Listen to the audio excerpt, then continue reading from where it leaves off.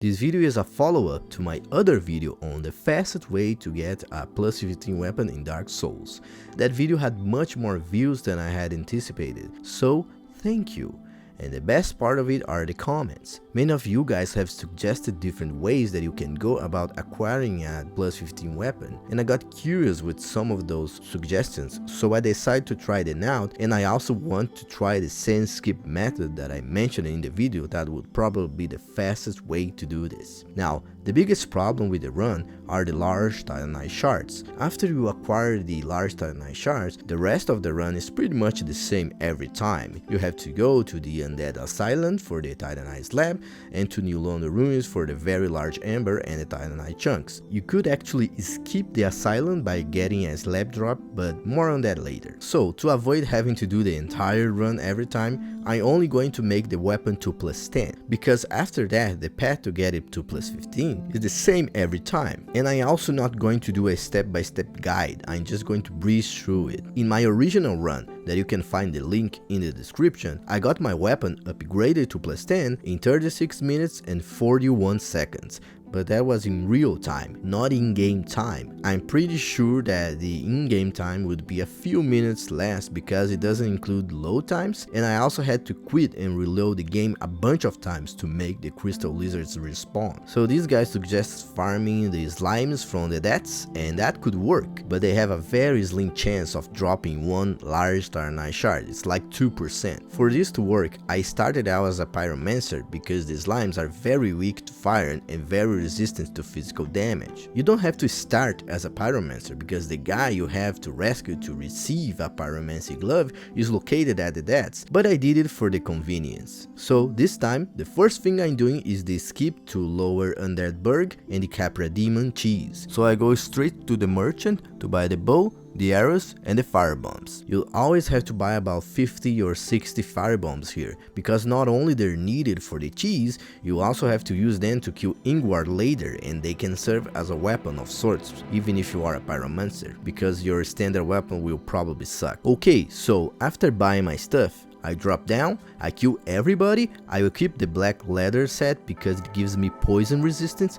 and it also looks super cool. And now I perform the Capra Demon cheese. I got into details in my original video if you're interested on how to do this. Then I run to the deaths, I grab the large ember, and this time I didn't kill the butcher because my weapon was dealing pretty low damage and I didn't have enough fireballs. And you actually don't have to kill the butcher, but it can be pretty risky. I decided to go for that one large Titanite shard. It's good because I can kill some rats along the way, so I can bump up my humanity counter to raise item discovery. And this way I only have to farm 8 large Titanite shards from the slimes. After that I go down the super fun slide so I can already open the shortcut for the boss. Finally I'm heading to the bonfire room and this happens.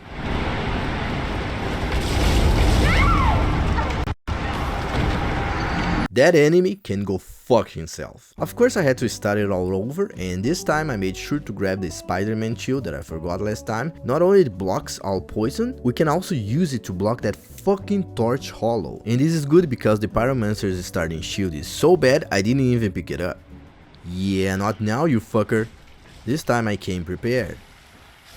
The good thing about these slimes is that they're right next to the bonfire room, and killing them with a pyromancer's glove is trivial. The only problem here is that there are 2 of those damn torch hollows, so make sure you have a shield to block their first attack, especially the one that has no wind up whatsoever, and just backstab them or just kill them normally. Also, I decided to farm some rats to bump my humanity counter to 10. It didn't take too many attempts, and it's also worth noting that you can get soft humanity drop by killing these 2 hollows over and over again. So when I was done with the farming, I had 13 humanity, which means I got 3 soft humanity drops from these guys. Now the bad thing about farming slimes is that not only your odds of getting a drop are minimal, they also drop the green Titanite shards, which for the sake of what we're trying to do, it's not useful. By the time I had farmed all of the 8 large Titanite shards, I had played the game for 47 minutes, and the farming alone took me about 29 minutes, that is in real time. By the time I got to Andre to upgrade my weapon, which was this Zweihander by the way, since I'm not going to Blighttown, I had played the game for 53 minutes, which is exactly how much it took me to acquire a plus 15 weapon in the run from the video. But I would say that this method is much easier and convenient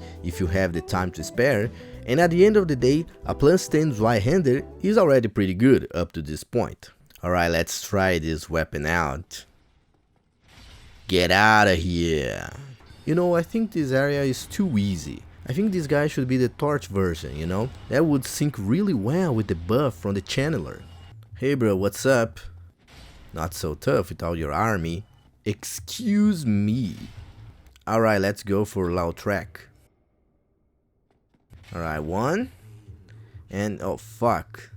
Damn it. Let me go back up. Come here, you piece of... Oh fuck, the plunging attack. No, I missed. Okay, here we go. We're doing good, yeah. And oh no, the fucking wall. And he has the red tier stone ring. He's doing like much more damage.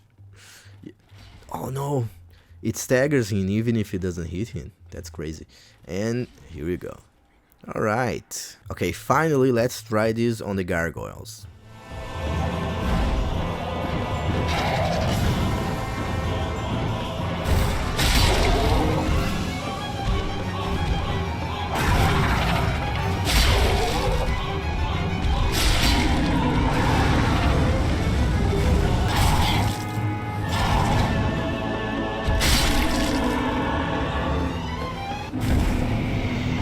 Ladies and gentlemen, the Zweihander.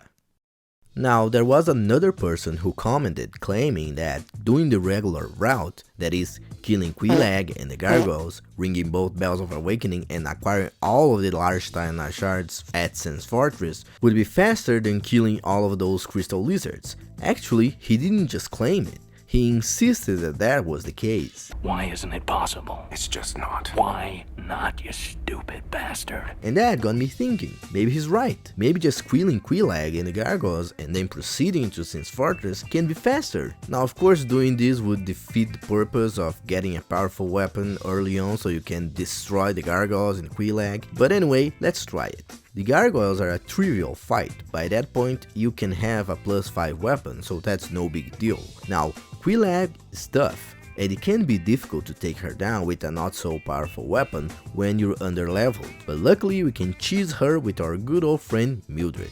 You see, any damage that is done to the human part of Quelaag staggers her, so you can just keep shooting arrows at her while Mildred does the dirty job. I decided to do it both ways, killing Quelaag normally and cheesing her with Mildred. So we're starting as the hunter class because it starts with the bow, and that way we can use our souls to buy a shit ton of arrows. And then we proceed to the lower Undead Burg to perform the Capra Demon Cheese. We go down to the Debts to grab the large ember, and this time I'm boning back to the Undead Burg bonfire. This way I can go to Andre using Havel's shortcut. I do a little detour for the grass crest shoot, and I also kill the crystal lizard that is in here, and you look at that. I rest at the bonfire from Undead Parish, and then I proceed to Blighttown using the shortcut to Firelink. I wait for Mildred at the bonfire room, and unfortunately the fight here went horribly because one of those mosquitoes decided to interfere, and if you've seen my channel you know I have PTSD from that.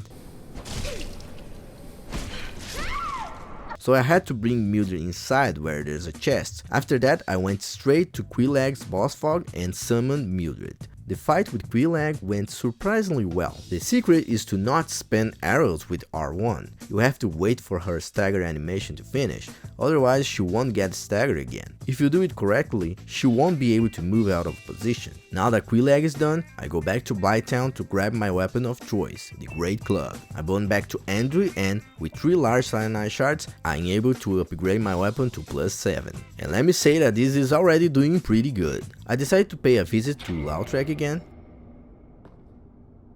1, 2, 3. With the Fap ring, I can now wear pants. Yay! Now let's kill the gargoyles.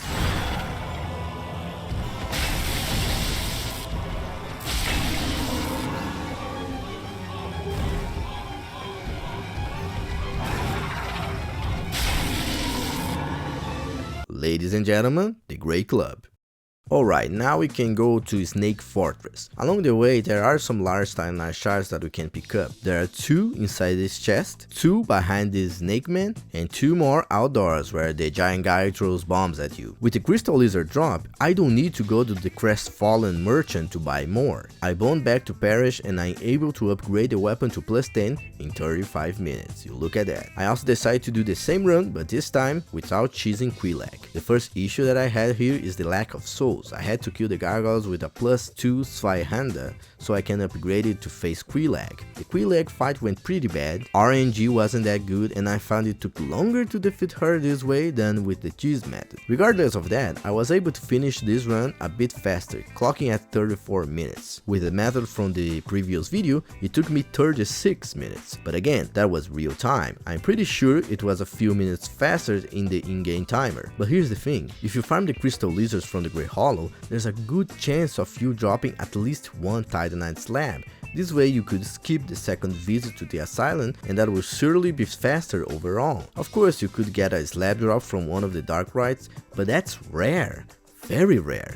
It's like your dad showing up to your birthday. It's unlikely to happen. Many of you have pointed out that I got a slab drop in the comments and that I could skip the asylum, but I didn't because I didn't want the run to be so based on luck. This way, someone who isn't lucky enough to get a slab drop would still be able to follow along if they get the large Titanite shards, that is. But here's the most important thing. If you use the traditional method by choosing Quelaag or just fighting her normally, once you do all of this stuff you have to do to acquire your plus 15 weapon, you'll be already done with the first part of the game and you can go straight to Anor Londo. If your objective is to completely destroy the gargoyles and Quelaag by getting a plus 15 weapon while killing the least amount of bosses, by all means use the method from my video. But if that's not your goal and you just want to go to Anor Londo with a powerful build, you can do the traditional way, taking all the shortcuts and cheese methods you feel like doing. That's the beauty of Dark Souls. There are so many ways to do the same thing, so many routes you can take, so many things to consider. This adds a lot of replayability to this great game, and that was the point of my video, to give you ideas of how to make your own build so you can go back to Dark Souls and try different things. But if you are in a hurry and you want to go fast, like really fast, then let's go fast. Imagine if you could go to Snake Fortress without killing neither Quelaag nor the gargoyles. You can, by doing Sand Skip, a famous speedrun exploit. First, I had to learn how to perform the exploit and then I had to plan a route around it. It's actually pretty easy to pull off, you just have to make sure you and the hollow are in the right spot. One problem with the Sand Skip run are the souls. The only souls we have up to this point are the ones from the Asylum Demon and Capra Demon, and also some souls that I picked up along the way.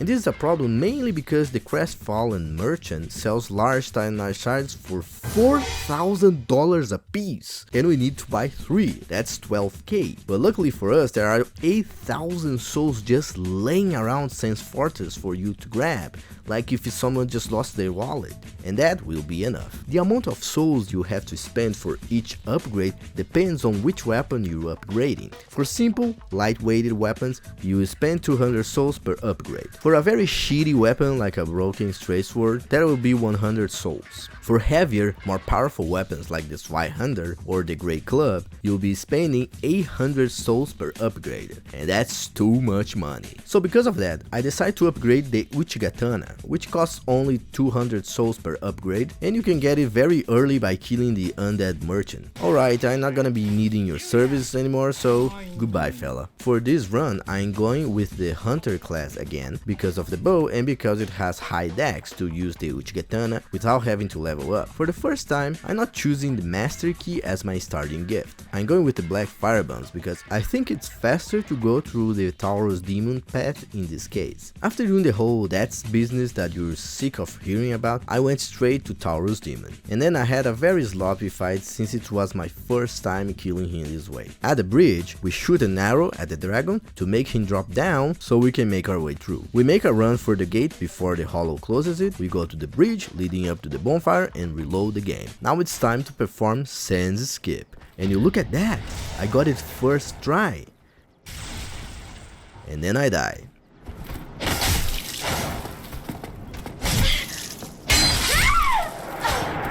Now here's the deal, you have to make sure the hollow is in the third pillar from bottom to top. Then you have to position yourself to his side, perpendicular to the wall. And then you have to parry him and riposte with your fist so he won't die and you can try again if you miss. When you successfully perform the glitch, you have to change to your weapon and attack without touching the left analog stick or your walking keys. Otherwise, you'll change directions and it will be really hard to face the hollow. Now the controls are very sloppy. It's like old school Resident Evil but much more sensitive. Basically, forward on the analog stick will move you to the direction you're facing. To change directions, you have to move right or left on the analog stick. But it's very buggy because of course the game wasn't meant to be played like this. It's not that difficult to find your way. The bonfire is a good indicator that you're in the right path. In this case, I lead the bonfire and rest at it so I can warp back here after I'm done with Snake Fortress. I had a hard time finding my way to Sans Fortress because there's a whole area around the stairs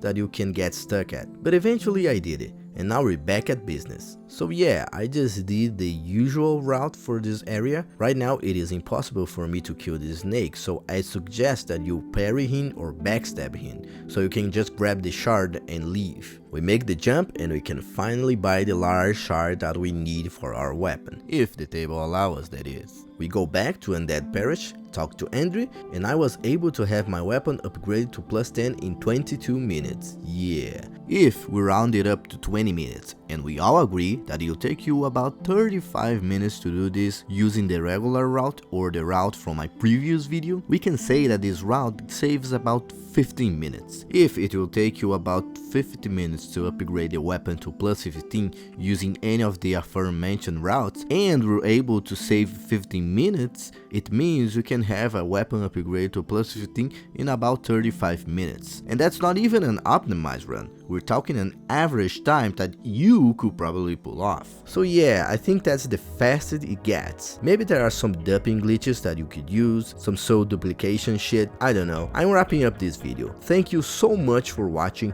Don't forget to like and subscribe and leave a comment as well. And I see you guys next time.